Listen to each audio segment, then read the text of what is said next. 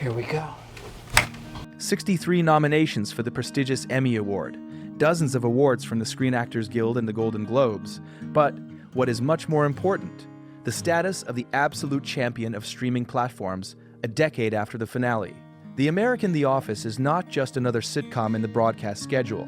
It is a project that managed to unite completely different generations. It is watched by boomers nostalgic for times before the ubiquitous internet, adored by millennials who recognize themselves in the characters, and discovered by Zoomers who turn every frame into a viral meme. No, God! No, God, please, no! No! No! No! Billie Eilish admitted that she rewatched all seasons more than 20 times, using them as white noise for peace of mind. And she is not the only one. For millions of people around the world, the weekdays of the Dunder Mifflin paper company have become a kind of digital refuge. We know this gray office better than our own workplaces. But how did a story about selling paper in the backwater town of Scranton, Pennsylvania, become the most rewatched comedy in human history? In this video, we will dive into the history of the creation of The Office, analyze the evolution of its characters, and understand why this series is the best cure for the existential crisis of the modern clerk.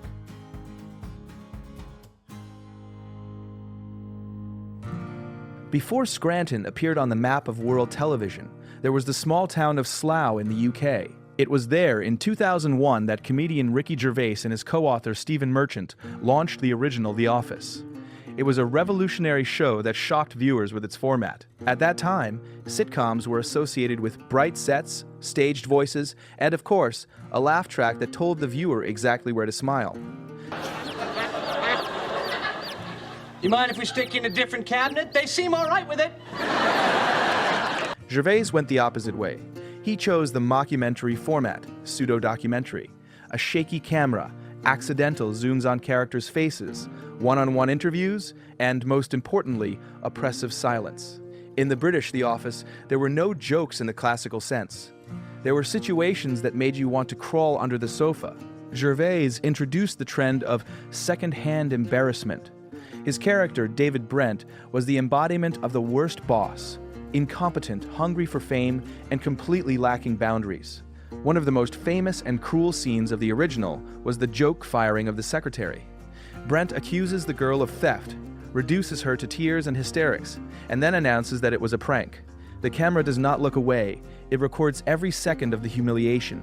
This approach, showing the truth of life no matter how awkward it might be, became the DNA of the project. However, the British The Office lasted only 2 seasons. It was too dark and pessimistic for a long life on TV, but it laid the foundation for what would later become an American cult.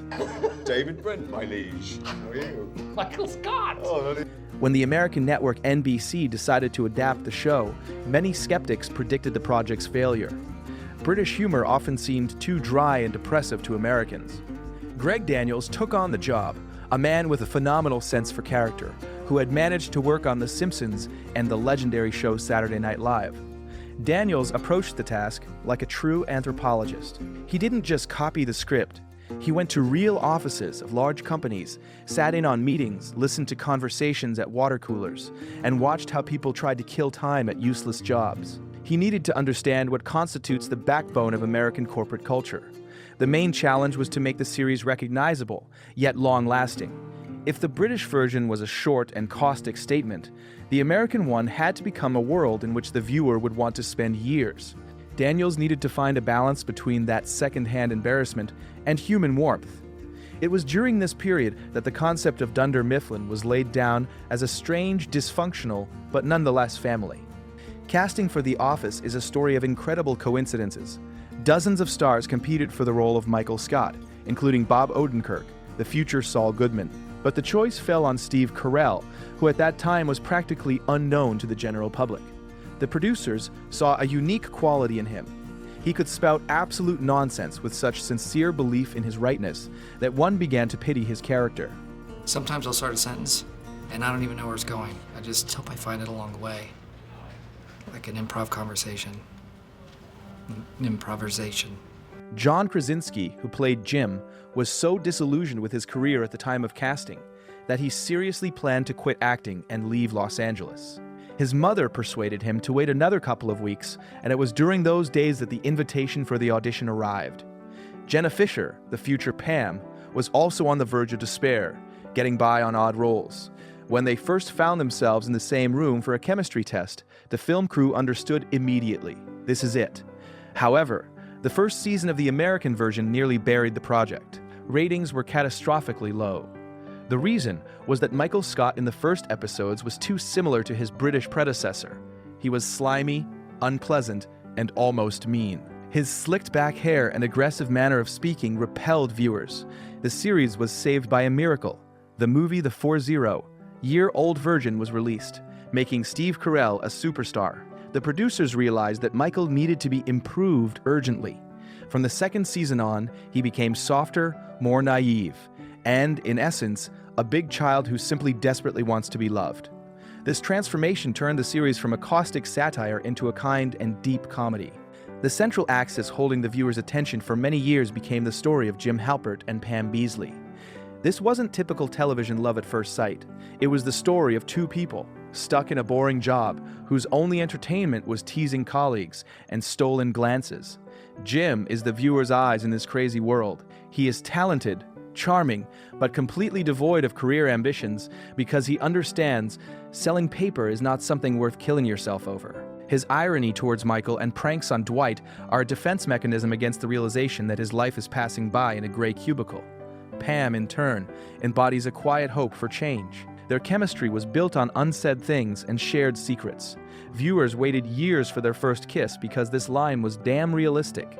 It was love born not at balls, but among printers and fax machines. If Jim is the voice of reason, then Dwight Schrute is chaos elevated to the rank of law. Rainn Wilson created one of the most vivid characters in the history of comedy. Dwight is an authoritarian sycophant, a martial arts fan, a beet farm owner, and a man who sincerely believes that the position of assistant to the regional manager is a post on the level of the Secretary of Defense. Introduce yourself. Be polite. Dwight Schrute, assistant regional manager. Assistant to the regional manager. His confrontation with Jim became the gold standard of comedic duels. But for all his absurdity, Dwight possesses an iron code of honor and loyalty, which over time forces the viewer to respect him. But The Office is not just the main trio. It is an incredible ensemble of supporting characters, each representing a recognizable psychotype. Kevin Malone is a good-natured and slow accountant whose passion for chili and gambling creates moments of pure absurdity. Andy Bernard is a man trying to compensate for internal insecurity with a Cornell diploma and outbursts of rage. Phyllis is a quiet woman who actually knows all the gossip and can sting just as well as Michael. Angela is the ice queen of accounting, whose life revolves around cats and rigid religious dogmas. And, of course, Toby Flenderson, the sad HR rep who is the only obstacle to Michael's insane ideas. Michael's hatred for Toby is irrational and beautiful. The boss sees in him the embodiment of boredom and rules that prevent the office from being a fun place. Many modern business coaches and analysts seriously analyze Michael Scott's management style. Dwight, let me explain something to you. I set the rules and you follow them blindly, okay? And if you have a problem with that, then you can talk to our complaint department. It's a trash can. At first glance, he is a terrible boss. He wastes budgets on ridiculous parties, distracts employees from work, and constantly says inappropriate things. But if you look deeper, the Scranton branch under his leadership turned out to be the most profitable in the company time and time again. Why? Because Michael, albeit unconsciously, created an environment where people feel important. He sincerely believes that his employees are his family. In the world of cold corporate capitalism, where a person is just a line in a report, Michael Scott offers something different, sincere, albeit ridiculous, attention. He remembers birthdays. He delves into personal dramas. His need to be loved forces him to make the office a place where life happens, not just work. This is the paradox that makes the office so attractive to those tired of corporate formalism. The influence of the series on modern culture cannot be overestimated. It was The Office that made the mockumentary format standard for TV for years to come. Without it, we would not have seen Parks and Recreation, Modern Family, or What We Do in the Shadows. The series taught us to laugh at our own helplessness in the face of bureaucracy and routine. The phrase, "That's what she said," became an international meme. Get it so big. Hey, that's what she said.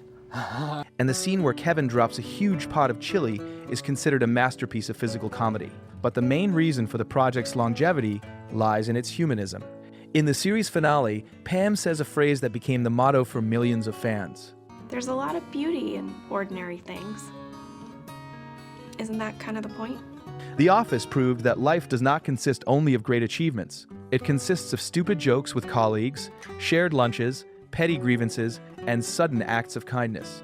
Michael Scott left the show having found his love, but the spirit of his office remained. The American office became a monument to a passing era, a time when people were obliged to spend 40 hours a week in one room. In the era of remote work and Zoom conferences, we look at this series with slight sadness. We miss those awkward meetings and conflicts over a stolen stapler. This series reminds us that even in the most boring and meaningless work, there is meaning if the right people are next to you. And although we often feel like Jim, looking into the camera with a silent question, "What am I doing here?" The Office gives us the answer, "You are living here." And this life, for all its idiocy and routine, is beautiful in its own way. I wish there was a way to know you're in the good old days before you've actually left them. This was Fibe, Love Your Colleagues, even if they resemble Dwight. And remember, ordinary things are the most important. Amazing job.